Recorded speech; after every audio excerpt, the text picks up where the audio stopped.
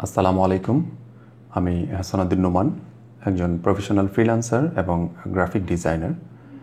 আজকে আপনাদের সামনে যে টপিকটি নিয়ে আসছি, এই টপিকটি যারা ইতিমধ্যে ফ্রিল্যান্সিং করছেন এবং যারা নতুন করে আসছেন ফ্রিল্যান্সিং সেক্টরে, উভয়ের জন্যই খুবই গুরুত্বপূর্ণ।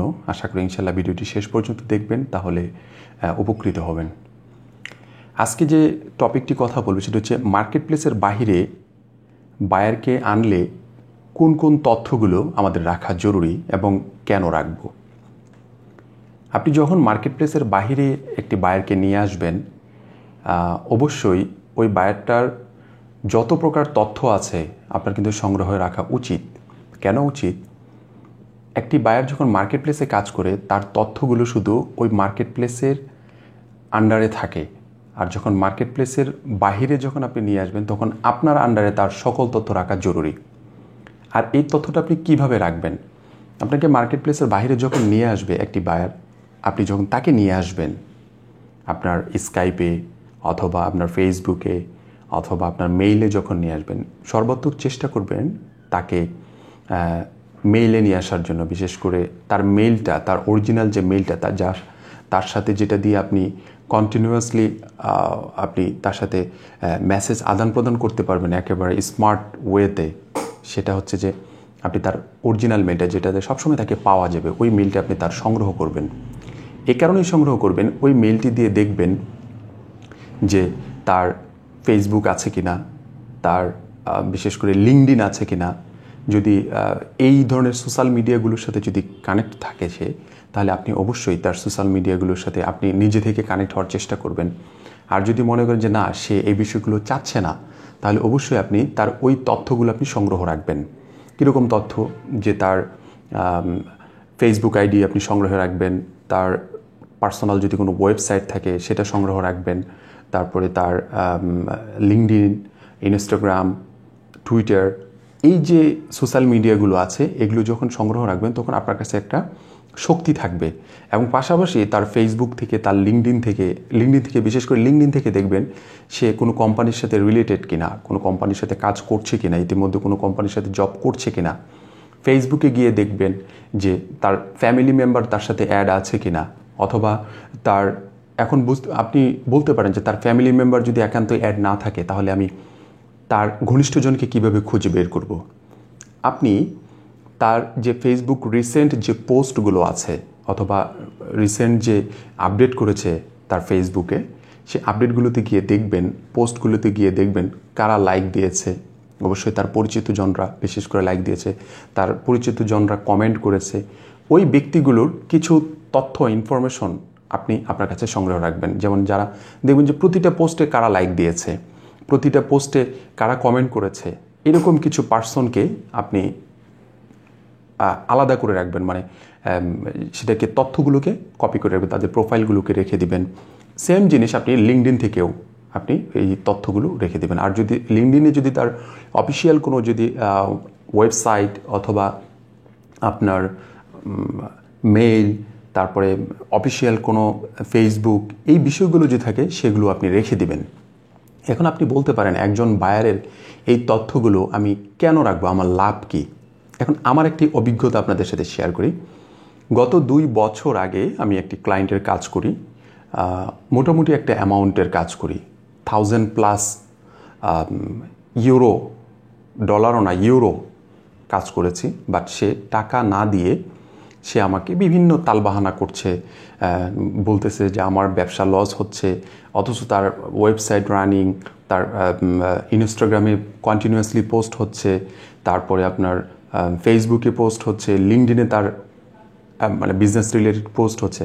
এখন আমি তাকে জিজ্ঞাসা করলাম যে তোমার তো বিজনেস চলছে, আমি তথ্যগুলো নিয়েছি।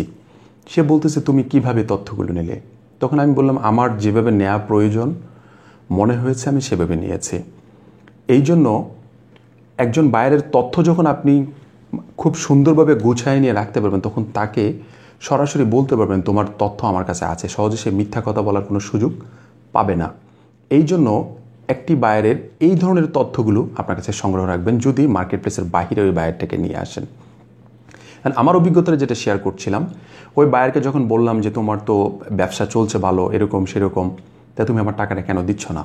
সে বলছে যে আমার ব্যবসা এখন ভালো চলছে না, আমার ব্যবসা লস গেছে, অমুক তমুক। সে আমাকে হ্যান ত্যান অনেক কিছু বোঝানোর চেষ্টা করছে, কিন্তু আসলে সে আমার সাথে মিথ্যা কথা বলছে। আমি যতটুকু তার সম্পর্কে রিসার্চ করে জানতে পেরেছি সে মিথ্যা কথা বলছে। তখন আমি তার কোম্পানির প্রোফাইল খুঁজে বের করলাম যে সে কোন কোম্পানিতে জব করে, সেটা আমি তার লিঙ্কডিন থেকে বের করলাম। সে ইতিমধ্যে আমার লিঙ্কডিনেও, আমার পার্সোনাল লিঙ্কডিনেও সে ব্লক করে দিয়েছে।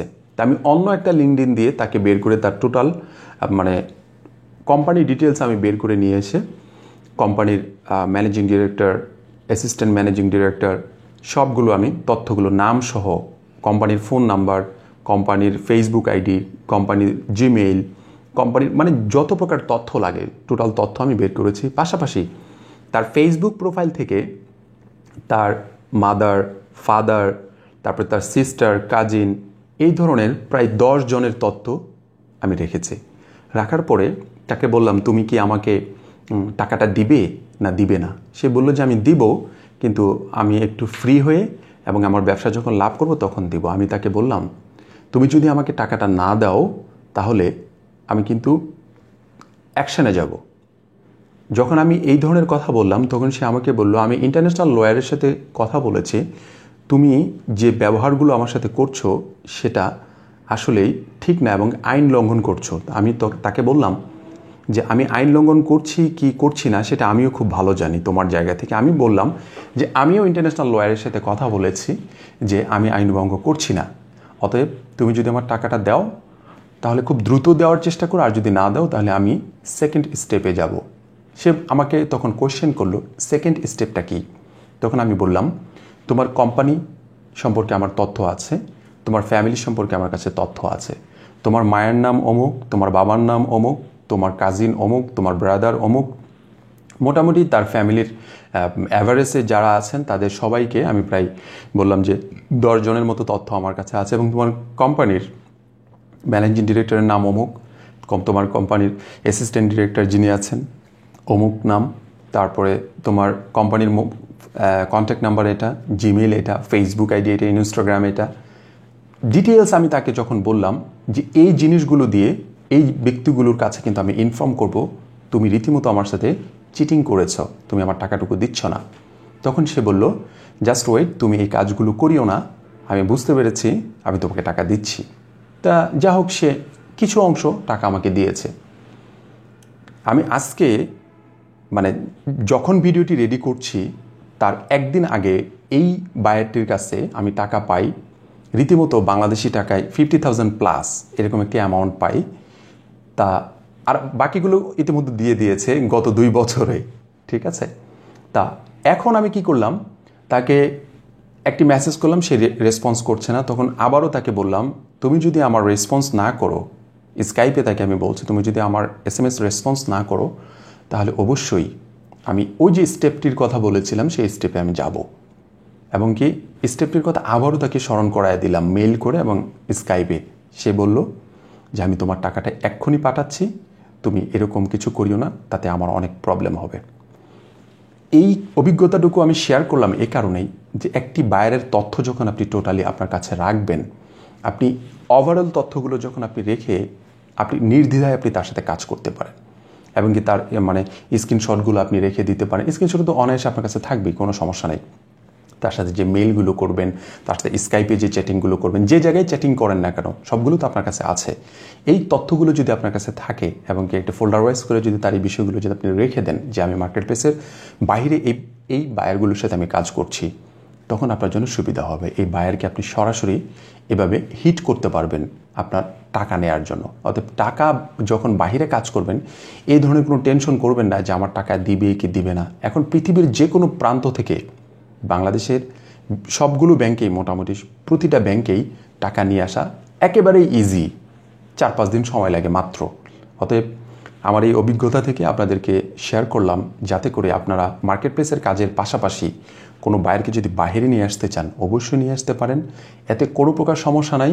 আর যদিও সমস্যা থাকে তাহলে আমি মনে করব আপনার জায়গা থেকে সমস্যাটা এটা, কারণ আপনি তাকে টোটালি সুন্দর করে আপনি ফাইন্ড আউট করতে পারছেন না, তার সম্পর্কে আপনি তথ্য মানে নিতে পাচ্ছেন না, তথ্যটা পুরোপুরি নিয়ে যখন আপনি তাকে যখন হিট করবেন সে টাকা দিতে বাধ্য। আশা করি ইনশাল্লাহ আমার এই আলোচনাটুকু আপনাদের কাছে ভালো লেগেছে। আর এই ধরনের তথ্য আবারও আপনাদের সামনে নিয়ে আসব, বিভিন্ন ধরনের অভিজ্ঞতাগুলো আপনাদের সামনে উপস্থাপন করব, যাতে করে আপনাদের এই ধরনের সমস্যাগুলো খুব সহজে সমাধান হয়। আর আপনাদের যদি এই রিলেটেড কোনো প্রকার যদি প্রশ্ন থাকে যে আমি এই ধরনের সমস্যায় পড়েছিলাম, এই ধরনের সমস্যায় আমি ইতিমধ্যে আছি, এই সমস্যাটা যদি আপনি যদি আমাদের এই কমেন্টে যদি মানে আমাদেরকে যদি জানান, তাহলে আমরা ওই বিষয়টির উপরে একটি ভিডিও রেডি করে আপনাদেরকে দেওয়ার চেষ্টা করব, যাতে করে আপনাদের সমস্যাটা খুব সহজেই সমাধান হয়ে যায়।